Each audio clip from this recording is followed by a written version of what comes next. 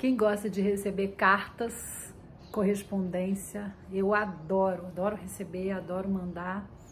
Eu sou do interior de uma cidade pequena, então as cartas eram a maneira de se comunicar com as pessoas, com o mundo, de descobrir o mundo, além dos livros, além da literatura. Esse livro, Os Veinhos Narradores, do Francisco Gregório, da Regina Porto e do José Matos, foi publicado pela Fatum. E ele traz uma capa tão bonita que já nos coloca para viajar pelo mundo, né?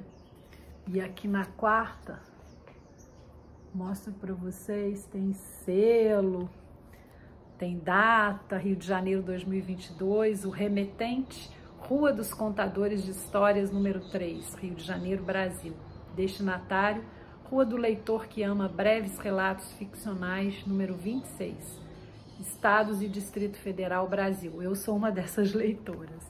E esse trio maravilhoso encantou a gente durante a pandemia com lives, com encontros. Eu mesma participei de um desses encontros de noite e falamos de leituras, falamos de escrita, falamos de paixões literárias. E agora essa obra tão linda, com esse projeto gráfico também, muito cuidado, né? Muito caprichado, muito bonito, como o povo fala em Minas. Bonito demais.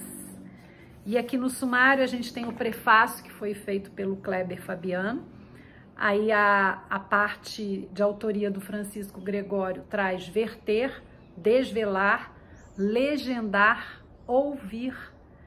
Interessante, porque esses verbos já impõem e já nos colocam em contato com uma poesia, com uma polissemia maravilhosa. Carta Regina Porto, carta José Matos. Cada um dos autores manda carta para os outros, né? Isso é também uma forma dessa correspondência, desse falar com o coração, né? De corresponder, de responder com o coração. E a parte da Regina Porto, carta Francisco Gregório, Água que me cura, carta José Matos e Nelson Gonçalves, o taxista. E depois, na parte do Zé Matos, carta Regina Porto, Terezinha de Jesus, carta Francisco Gregório e Chega de Saudade, uma história de amor. Eu vou ler uma parte de cada um dos três. Do Gregório. Desvelar. Desnaturalizar o olhar sobre as coisas. Espiar bem, olhar com atenção, ver observando. Isso meu pai me dizia montando um álbum de fotografias. Meu pai me levava para a janela e pedia que eu observasse as paisagens, as árvores, os desenhos das casas, os traçados das ruas. Perguntava onde as mãos dos homens interferiram naquela paisagem. Falava meu pai em planos. O plano da natureza sem o homem e o outro plano com a presença do homem. Do que ele gostava, sublimava calmamente, ressaltando a beleza dos contornos, os traçados, as cores, a luz, a sombra, o horizonte, as retas, as curvas.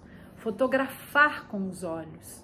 Ele gostava das fotografias, impressas nas revistas, nos jornais, nos livros. Com a leitura, vocês que estão ouvindo, parece que é um poema. Ele vem apresentado em forma de prosa, mas a maneira como Gregório escreve, né, com essas imagens, com esses verbos no infinitivo, com essa prevalência de substantivos, para quem escuta é um poema, porque ele lida muito bem com essa característica da poesia, né, de trazer esse fluxo livre de sensações, de pensamentos, de trazer esse ritmo e também essa musicalidade e também as imagens, né, que o texto vai construindo nos nossos pensamentos. Da Regina Porto, dela vem ilustrado, eu trago Nelson Gonçalves, o taxista. Regina tem umas histórias de taxistas, né, no plural, histórias maravilhosas, assim, muito curiosas, cheias de surpresas para quem está ouvindo, para quem está lendo, e essa diz assim: agosto de 2019. Voltando para casa, entro no táxi em Copacabana, já falando ao celular. Resolvendo algumas questões do dia a dia, informo Lagoa e endereço. No meio da minha conversa, paro, presto atenção. O taxista canta uma música linda. Volto no tempo, uns 40, talvez 50 anos. Desligo o telefone e digo: não escuto essa música há muito tempo, ela é linda. Ele para de cantar e diz: Nelson Gonçalves. Você gostava de Nelson Gonçalves? Claro. Ele pega o celular, procura rapidamente algo e me mostra dizendo: eu fazia cover do Nelson Gonçalves. Ele todo lindo de roupa preta, cabelos penteados, pronto para começar o show, com aquela voz grave, maravilhosa, inconfundível. E continua. Eu estou trazendo um trecho, né, para deixar vocês com vontade de ler mais e de percorrer essas histórias, né, de quem está ali dirigindo, de quem está ali te levando, escuta, vê, vive e faz esse fluxo de comunicação, essa correspondência, porque aquele que dirige, né, aquele que leva o veículo é também um carteiro, um que corresponde, um que entrega histórias, causos, notícias, né? E agora, na parte do José Matos, também tem aqui uma ilustração. Chega de saudade, uma história de amor. No início, cantarolho um trecho de Trocando em Miúdos de Francis Raime e Chico Buarque.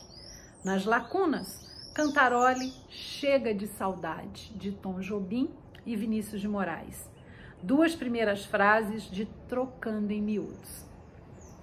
Ele faz essas sugestões porque isso caracteriza muito o trabalho do Zé Matos, né?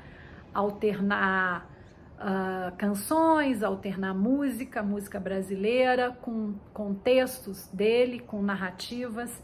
E agora ele diz assim: pensava nas palavras de Luísa no dia em que ela foi embora. Ah, que saudade daquela mulher! Antônio acendeu a luz do quarto. Nos lençóis, ele ainda vê as marcas de amor deixadas pelas noites que passou com Luísa. A aliança ele não empenhou nem derreteu como Luísa havia sugerido. Mas chega de saudade. Antônio resolveu ouvir música para espairecer. Foi procurar o disco do Pixinguinha. Luísa levou o disco do Pixinguinha. Antônio pegou então um disco antigo de 78 rotações, daqueles que só tinham uma música de cada lado. Antônio tirou a poeira do toca-discos. Há muito tempo que não usava aquele aparelho. Colocou o disco e ligou. E o Zé vai fazendo essa intertextualidade, esse tecido entre textos, entre narrativa e canção, letra de canção. É um livro feito de muitas mãos, tanto em relação aos textos, quanto em relação às ilustrações. Eu até queria ler o crédito das imagens.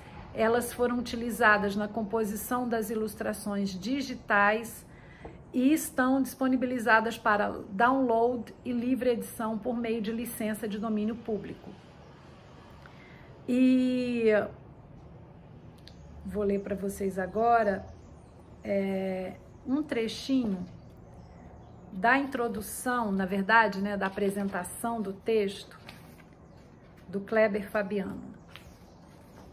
Mais uma ilustração que tem também essa intertextualidade, né, que tem traços de diferentes artistas.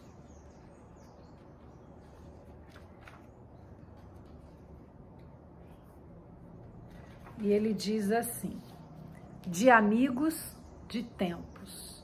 Sigo na promessa de finalizar algum dia esse prelúdio para cartas, memórias e ficções de 3 amigos, de tempos.